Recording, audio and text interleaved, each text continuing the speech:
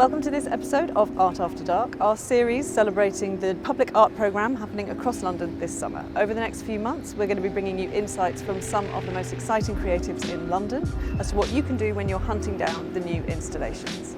With me on today's adventure is the multidisciplinary artist and designer, Yinka Ilori. How are you? Thank you okay? so much for joining us. Thanks for having me. I'm super excited to be here today. Yeah. Good. Yeah. We're at the Royal Academy to visit their exhibition, Souls Grown Deep Like the Rivers. Should we go in? Let's go in. Let's do it.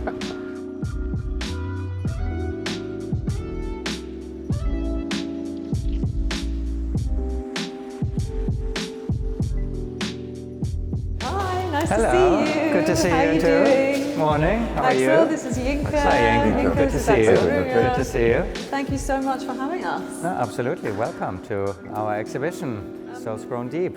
Tell us a bit about it. The exhibition shows the work of black artists from the American South. If we want to sort of, for example, zoom in on something, one of the most prominent artists in the show is Thornton Dial. And this work is by him called Stars of Everything. It shows both the realities and the dreams of these artists, and they worked with materials that they found, salvaged materials. And so in this picture, you see that Thornton actually uses paint cans, metal paint cans that he's cut open and splayed so that they turn into these sort of colorful stars.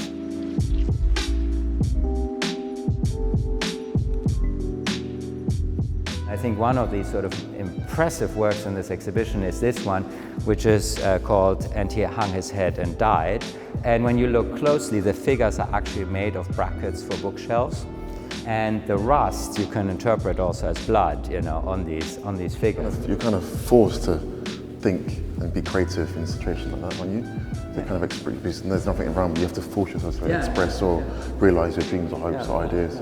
Yeah, I mean, it's sort of, there's an exhibition in America right now also with these artists, and it's, I think, called The Urge to Create. And it is that, you know, it's sort of, for them it was also inevitable. They just, you know, felt they had to do this. Axel, thank you so much for taking the time. You're very welcome. No, it's a great pleasure to see both of you. Thank you. So where's this picture house? How far is it? It's literally at Piccadilly Circus. It's like a little cinema, 2 or 3 screens, got a nice little cafe. I think. Yeah, I do miss going to cinema. Some good old days with your friends. I know. I got lots of memories of growing up in Piccadilly though, like Trocadero and Rainforest Cafe as a kid. Yeah. I lived in Angel, so we would get the bus 38 from Angel to Oxford Street, and just come here on the weekend with my mates.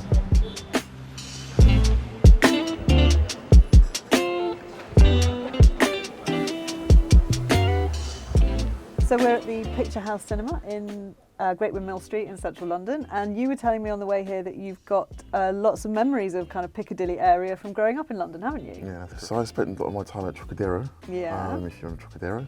Rainforest Cafe. There used to be a parrot in there, which not everyone remembers. An actual real parrot? I think so, yeah. I'm sure it was a real parrot. you're not dreaming this. I used to love going to the cinema when I was a kid, because it's like that thing you can afford to do. Yeah. Like, but when you're not, you're not old enough to drink, and you're kind of, but it's exactly. like it's the outing that you can do with a kid, isn't it? It was, yeah. I mean, I do go to cinemas not as much as I used to as a kid. But yeah, we used to sort of bring in our own sweets and popcorn. Shouldn't say that, but yes, but that was what we used to, yeah. So tell me, what's going on at your studio at the moment? So we recently launched a project called A Beacon of Dreams for Soho Farmhouse in Oxford. It's kind of talking you through these themes of meditation, mindfulness, sort of being present. I think it's a phase of where I'm at in my career now. I think my work is known for being very joyful and very kind of loud and very unapologetic, high use of colour and pattern, which I'm still using, but I think now it's kind of looking at how we can sort of, express internal joy, through a beacon, through public spaces or an object. So yeah, what does that look like within the public space? So it was this kind of shell-like beacon.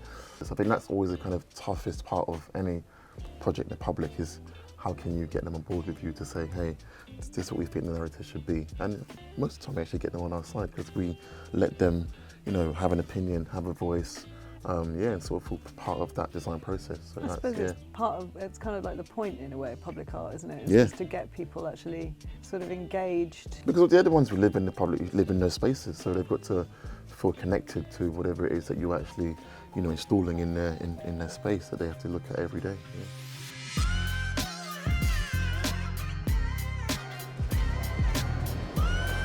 Thank you.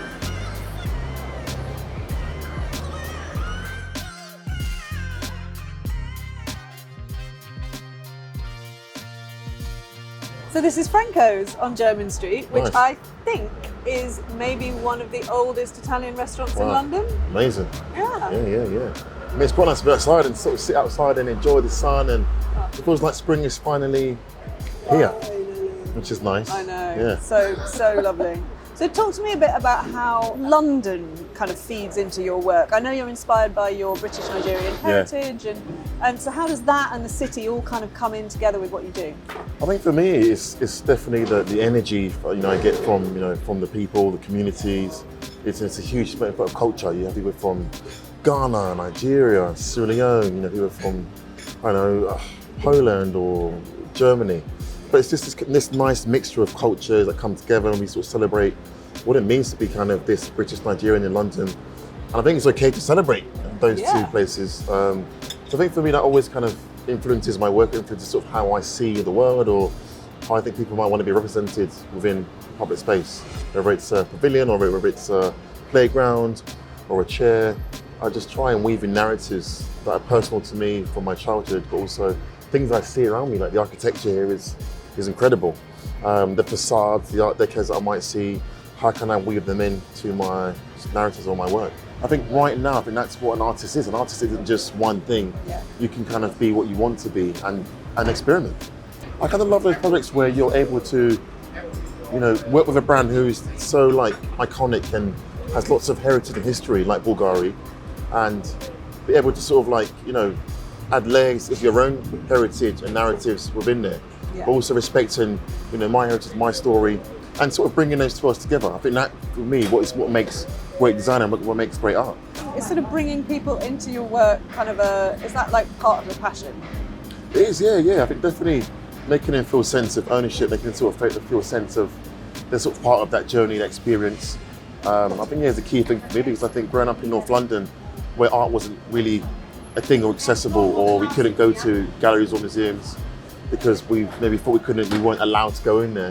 I think it's, for me, quite a key thing to try and make art inclusive for everyone, every age, race, identity, to feel part of that conversation, because art allows us to kind of have a conversation and also an opinion. Yeah. And I think we all allow us to have an opinion on what we think is good or bad.